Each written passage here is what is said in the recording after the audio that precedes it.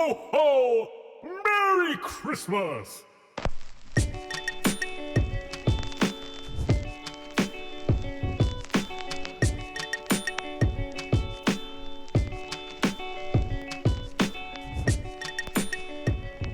Hello, everyone, and welcome to the Malthaus Games Podcast. This is episode number 81. We are a podcast all about board games, card games, tabletop games, role-playing games, things of that sort.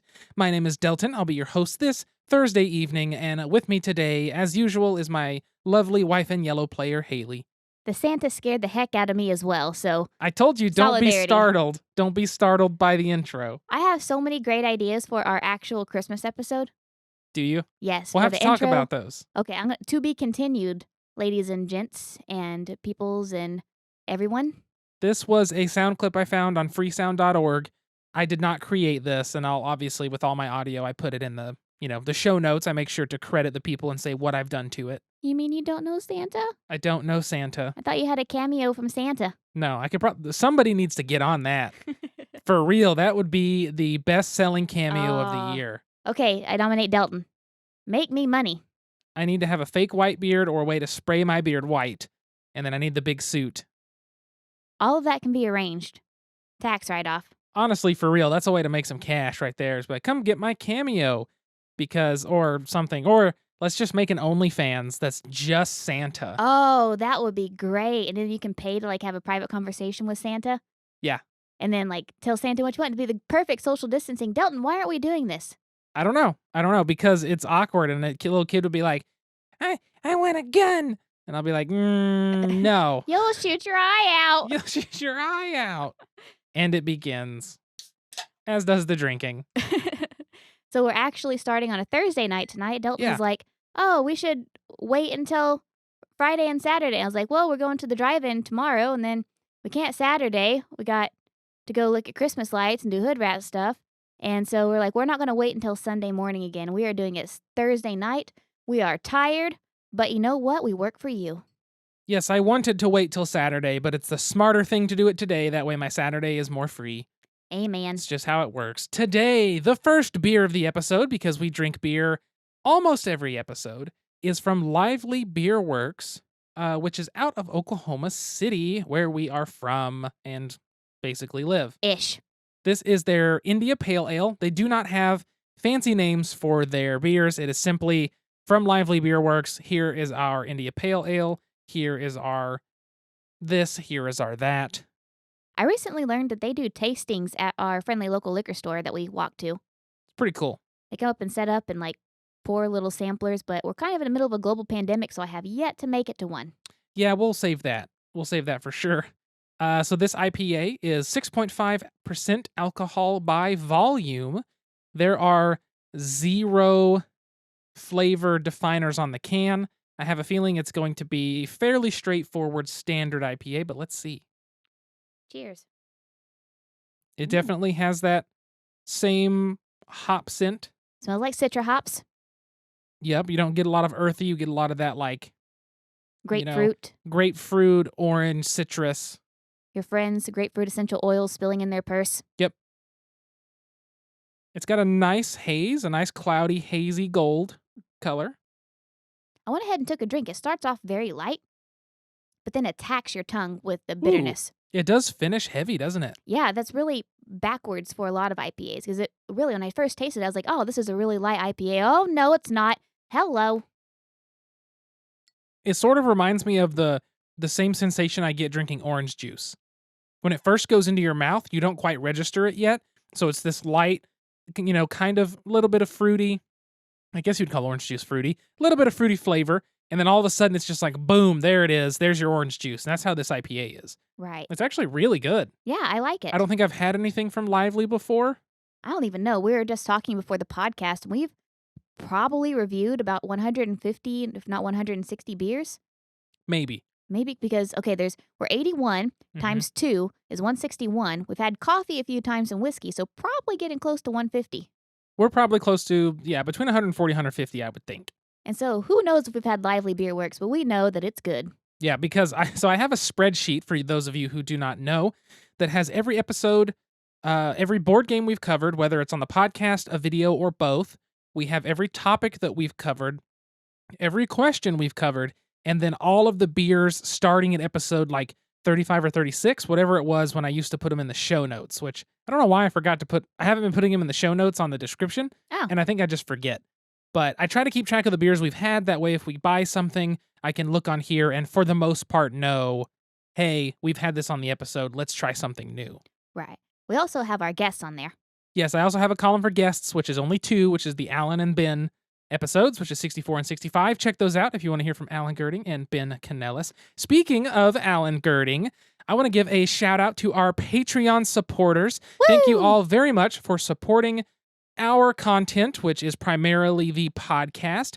That is Allison, Alan, as I just said, Jesse, Catherine, Cliff, and Jennifer. Woo! You guys are awesome, and we appreciate you. For sure. It definitely helps us continue to grow and up our quality and content and things like that. Be like them and also be invited to the Malthaus Games Discord.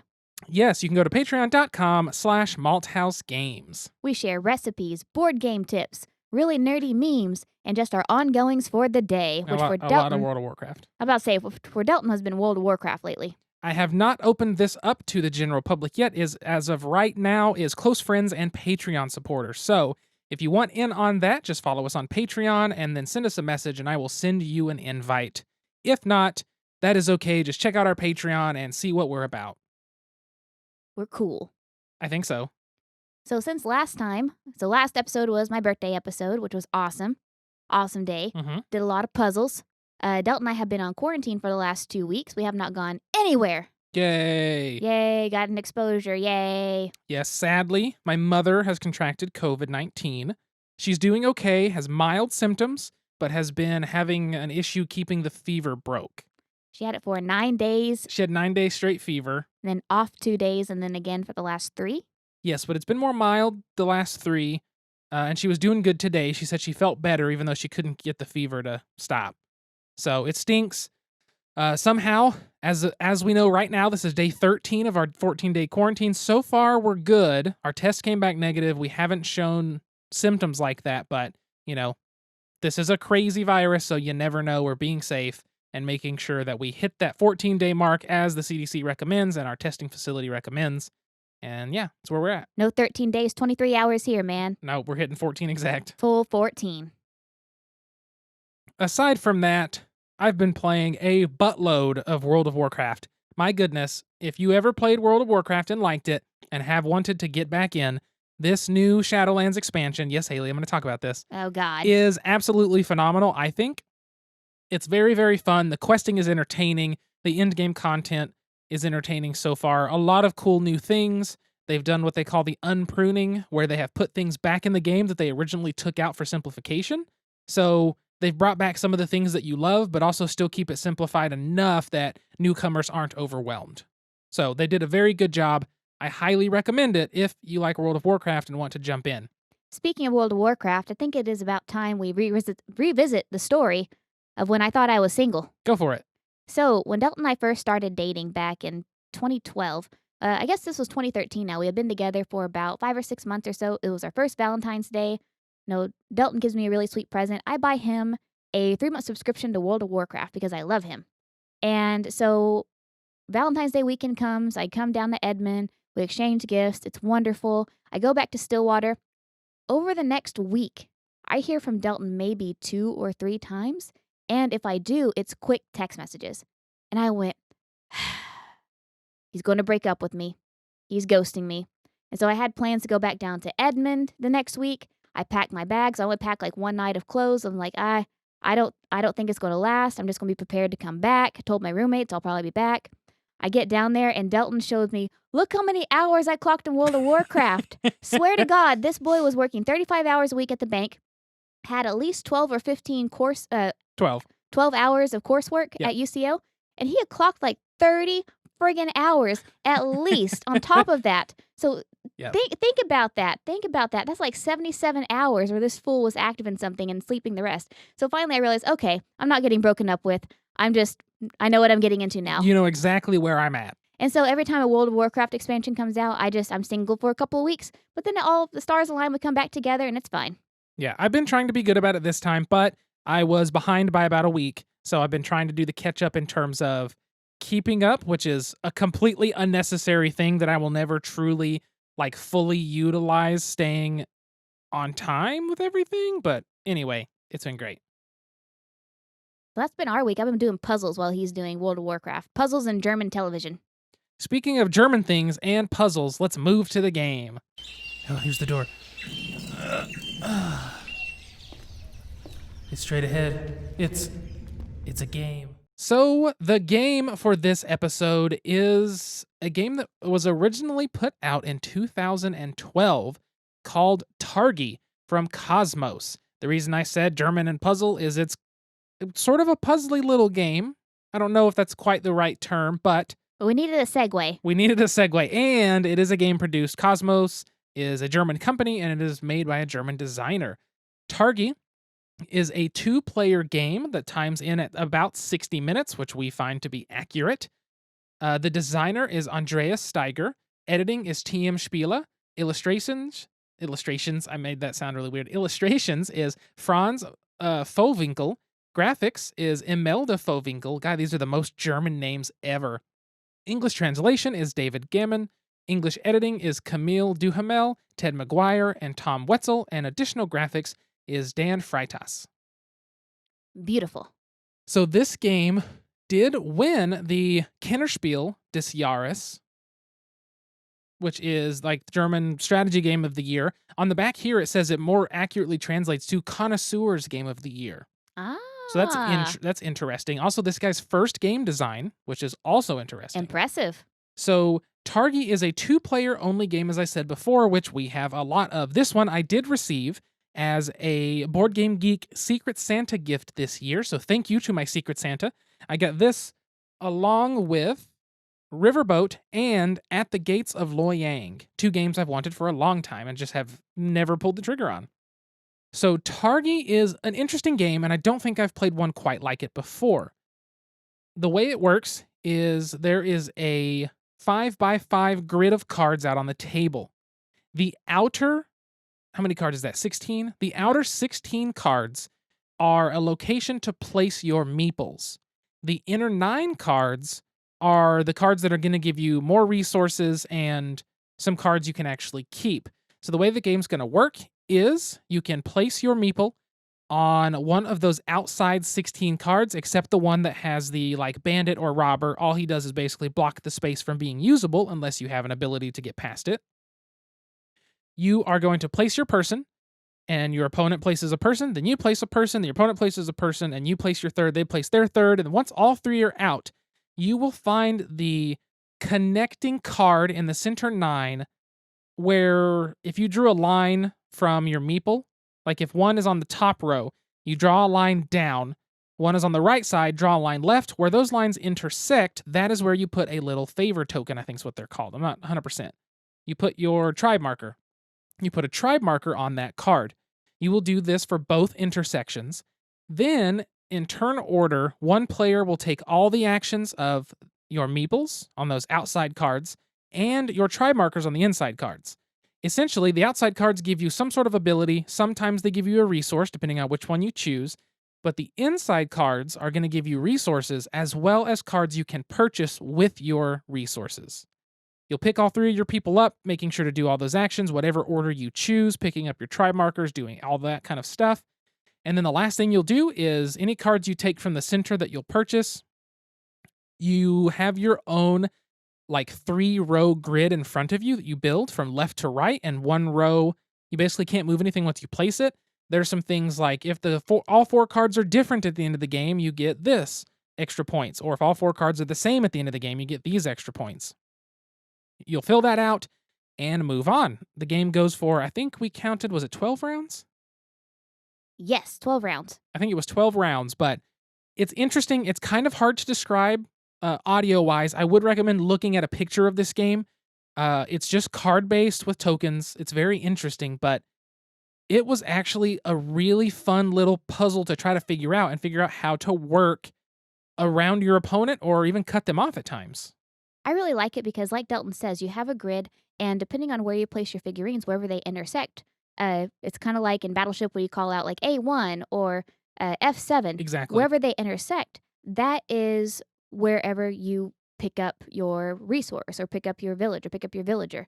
And so it's really fun to do that because you can strategize, okay, if I want this one, I have to use my mental math and my logic and reasoning skills. I have to put my little figure there. But it's also really easy to screw the other person over because if you place your figure on one line, your opponent cannot place their figure on the same line on the opposite side. So it's really easy to screw somebody over in that and keep them from getting the things that they want. So if I see that, okay, Dalton is going for this pattern here, he probably wants this villager, I am going to place my meeple right here. And I would never do this because I never play mean in games. I never do.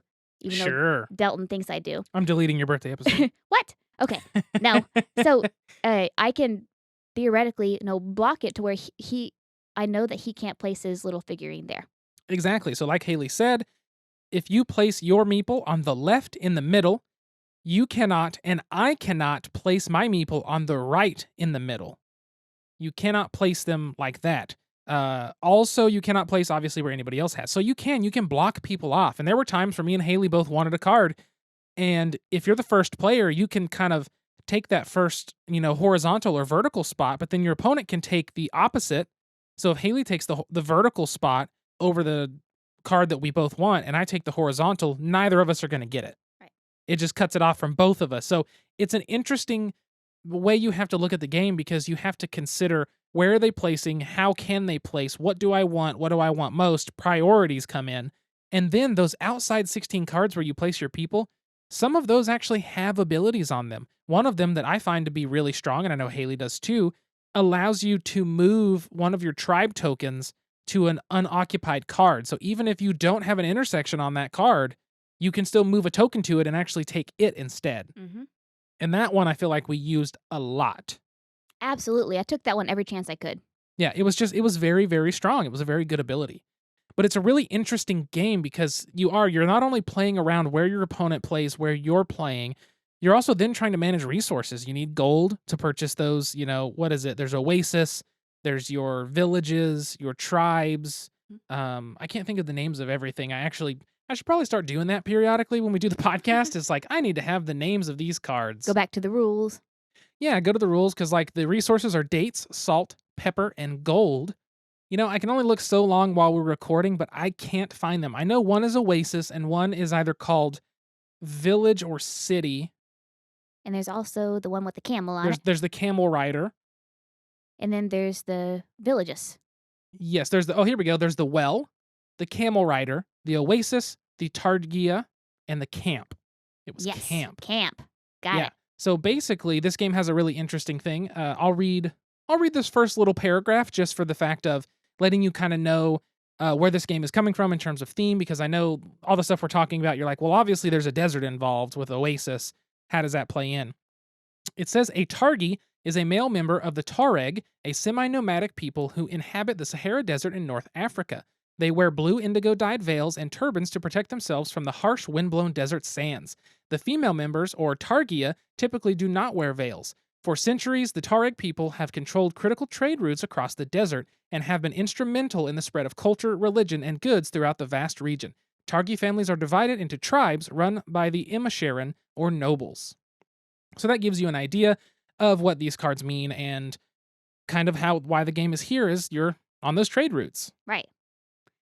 And so it's a really fun game. It was a theme that I think they did really well as well.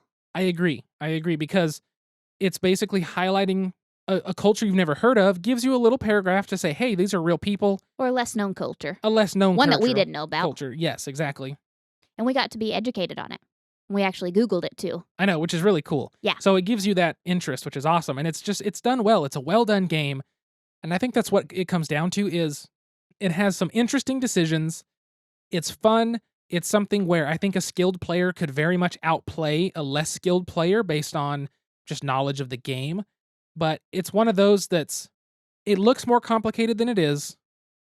It plays a little bit longer than most two-player games, but it's very good. It's very solid, and I feel like it's one of these that we're going to bust out pretty often. Absolutely. Yeah. And plus, it's pretty long for a two-player game, too. Hey, what can I get you? I'd like a topic. Any special way? Make it a top shelf topic. Coming up. Enjoy. So on to the topic today, as well as the next beer. Oh, there it was. I cracked it. I don't know if that audio is loud enough to stay in, but by golly, we've got it. So now we have another Lively Works beer. This one is called Amber Ale. Lively Beer Works beer. It is their Amber Lager. Lively Beer Works beer. And Amber Lager, not Amber Ale. Damn it. Okay, let me restart that. Now we have a Lively Beer Works beer called the Amber Lager. It is 5% alcohol by volume. It is in a pink and purple can, and we are going to have an adventure for the taste buds. So this one has a deeper golden look to it. It's very dark, like a nice amber. It's not really hazy, but you can't see perfectly through it, but it's pretty clear. Okay, hear me out. Yep, here it comes. You know those white Lifesavers, not the mint ones? You've used this before, and no, I don't. No, not the I've never used the Lifesavers. Oh. It smells like the white Lifesavers taste, where it's supposed to be like a sweet pineapple, but there's no tart. And those little Lifesavers? I have no idea what you're talking about. Okay, for those of you with a refined palate, more refined than Delton's, this smells like one of those white Lifesavers, one of the ones that are supposed to be pineapple but have no tart, therefore just smell like sweet. This does have a very sweet smell to it. It's a very like malt forward smell. Pineapple Lifesaver forward smell. Oh, that's an interesting flavor. There's something else in there that I can't put my tongue on. Or my finger on. Whatever. That is a lot lighter than I was expecting. Ooh, the aftertaste lingers very sweet. Very sweet. It's almost got... I can't describe the flavor well enough. It's like... The aftertaste is sweet and low. I don't get that. It is very light. It's nice and carbonated, but not overly carbonated. It has a good finish to it, too. Tastes like sweet and low. There's something... You say sweet and low, but I don't drink sweet and low. Haley used to put sweet and low in water until I got her to quit. Water and with lime. It's terrible. Terrible. It's what my grandma used to give me as a kid. It has an odd... I almost want to say astringency.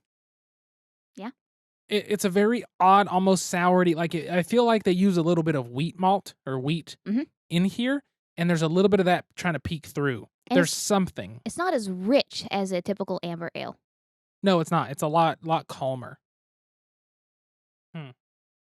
Can't put my finger on it, but it's a pretty good beer. I don't think it's nearly as good as their IPA. I think the IPA is the better of the two, but it's not bad. Not bad at all.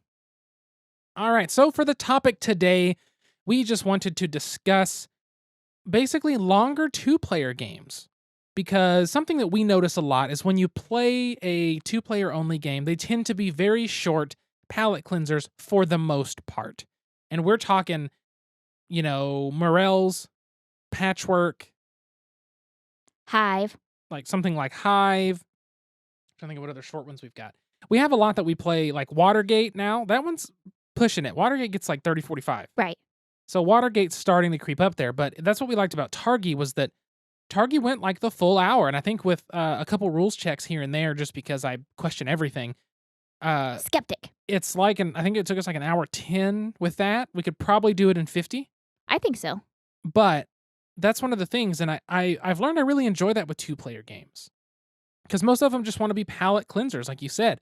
And even if you come into, competitive, like, two-player card games, like your Pokemon, your Magic the Gathering, your Yu-Gi-Oh! Now you've got, a bunch of other ones. Those ones are all, like, a game's pretty quick. But then you look at something like Legend of the Five Rings, which those games take you like 40, 45 minutes because it's a full game that you're playing. It's so different. Or if you're talking Arkham Horror card game, which that can go 1 to 4, but really it's a two-player game. Right. And the base box is two-player. That's another one that I think it goes a little longer, but has a lot of cool stuff you can do within it. So my favorite longer two-player game is definitely Twilight Struggle, where one plays the USSR and one plays the US of A, going through the Cold War. And that was one we've played several times. We also have Labyrinth, War on Terror from GMT Games as well. That's another longer two-player game. Oh my god, we played like one phase of it and it took an hour and a half. The rules are more complex than Twilight Struggle. They really are. It was wild, man. I'd like to play that, like a full game of that at some point. But we also have one that we've always talked about, 1960 Making of the President, Mhm. which I got the GMT edition. My other one's the Z-Man edition that we learned and loved, but I did end up getting in their P500 system of the 1960 GMT edition, and so I'm glad I've got that. Amen. But that's another 2-player game that happens to be a longer game.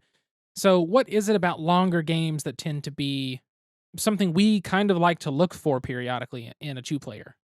I think for us, it's because, especially during quarantine, we spend all of our time together.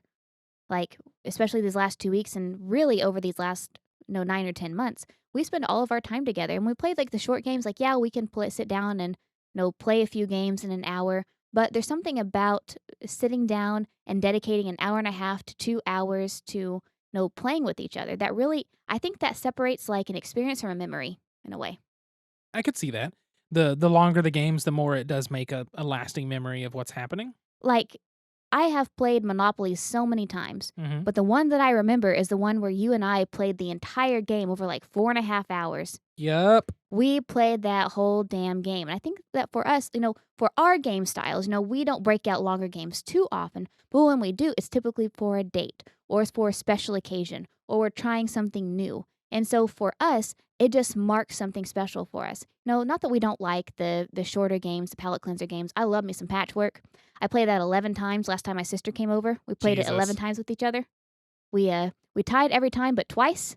I mean, we tied twice, and every other time it was either her or I. We completely tied in all 11 games. My It God. was amazing. That's funny. I guess 3 times we tied. Anyway, but for us, the longer player games, it's more of a memory. It's more of a full experience. It's you're getting immersed in something like a movie. It's kind of like the difference between watching an episode of a TV show and watching a movie. Like, you get this mental investment when you watch a movie. And the same thing with the longer games as well. You become engrossed in it, and it becomes your activity. It becomes what you're doing this day.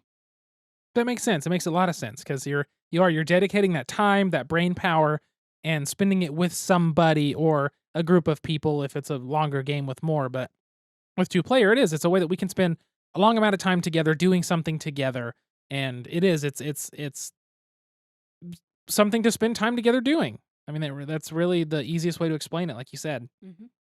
But I agree. I think that's a good thing. I think longer games tend to also lend themselves toward, and I say tend to because they do, but strategy games. They lend themselves toward longer strategy where you have to think and you have to do this and outsmart your opponent, which means you beat me a lot, but it's fine.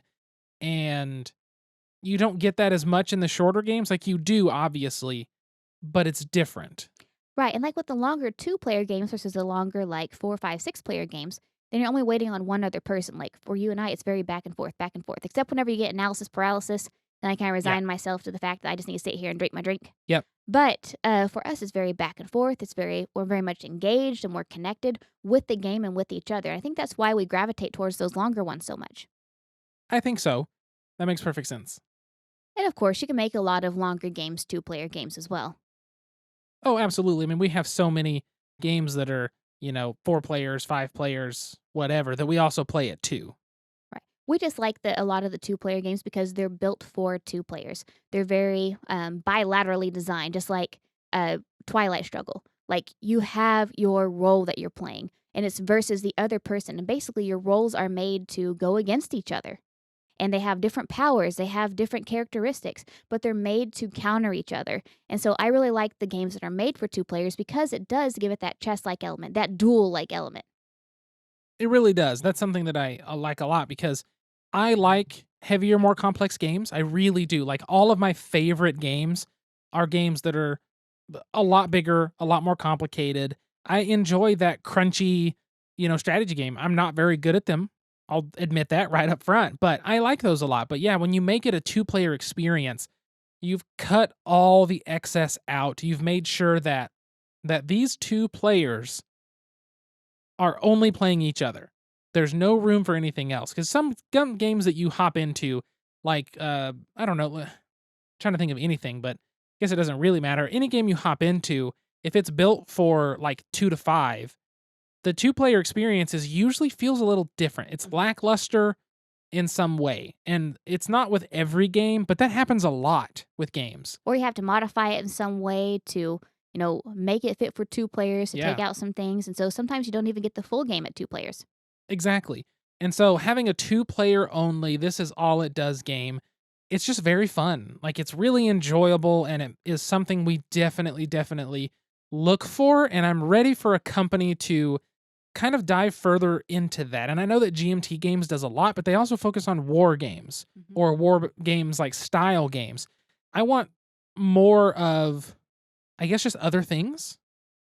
But I also get that limits your scope of marketing, limits your sales, because a lot of people want to play with a big group. We just don't play with other people that often. Because of the pandemic. Well, even outside the pandemic, the amount of times we play a game with 3 or more people versus just me and you is like maybe 15% of the time. I mean, it's hard when you have a hot wife at home to go out anywhere. It's true. Physically, like you're warm right now? I am pretty warm. With your jacket? I'm very warm with my jacket. Okay. And I'm smoking. And the fan's off. So there you go.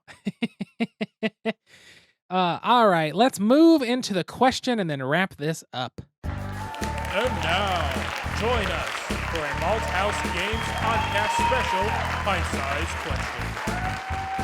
The question de la episode is, what is your favorite game length? Nice and simple, to the point. Haley? I really like the 45 minutes to an hour one, because that way you can schedule in multiple games. It's a longer game. You're not just sitting down for 12 to 20 minutes like you are with Patchwork. It is a long dedication, but afterwards, you're not so brain dead that you can't bust out another one.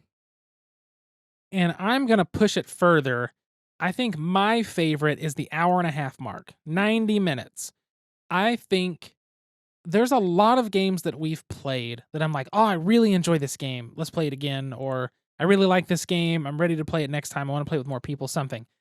But there's something about the games that hit that 90-minute mark, and whether that's the top end or the bottom end, depending on the game itself, that 90-minute mark to me is where it's like you've dedicated time and effort and brain power and everything into this game, and after 90 minutes of it, that's to me the mark of like it starts to feel more rewarding to finish.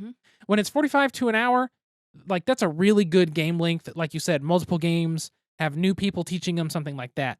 But busting out a 90-minute game, there's something getting to the end where you're like, we did it. Let's add the scores up. Like it's an accomplishment. It is an accomplishment. And like you said, it's kind of like watching a movie versus a TV show. There's 20-minute games, which is a normal TV show. There's games that are 45 to an hour, which is like an HBO show. Then there's the hour-and-a-half to 2 hours, which is like a full-length movie. Then you have Twilight Struggle, which is like watching the whole Hobbit trilogy in one day. Basically. And so... Or Twilight Imperium, I'm sorry. Yeah, Twilight Imperium would be watching all of them one day. But that's just kind of the differences in them. But something about that, like, hour-and-a-half to 2 hours, especially if it can, like, hour 15 to an hour and a half, that's just where I want to live. Like, if I could do it every day, if every game we played, not every game, if a lot of games we played could hit 90, and that was, like, the prime spot, like, every time we came in 5 minutes within around 90 minutes. You know what I'm talking about? Like, if we were right there every time, perfect. Yeah. Because once you hit 2 hours, some games drag too far. Right. But sometimes an hour feels a little too short for a game. So a little bit. I don't know. I just enjoy the hour and a half. I do too. Like, I would totally play an hour-and-a-half game with you right now. I don't know about right now. It's a weeknight at 8:35, and I've got WoW. Okay. I told you guys I was single. Single, ready to mingle. With my puzzle. Me and Cody playing WoW. Mm. But yes, I think... I don't know why I just breathed real big and it like felt relaxing, and I'm like, because we got this done before Sunday morning. Yeah, we are recording on a Sunday morning again. Speaking of accomplishments. Yeah, right. But yes, I think that is the end of episode number 81 of the Malthaus Games podcast. Thank you so much for tuning in and listening to our show. Please like, share, and subscribe on all social media outlets. Make sure to leave us a review on iTunes, all the things like that. If you have any kind of question for us, comment, concerns, you want us to talk about a game, a topic you want us to discuss, or a question to answer on the episode, you can always send us an email, contact@malthausgames.com.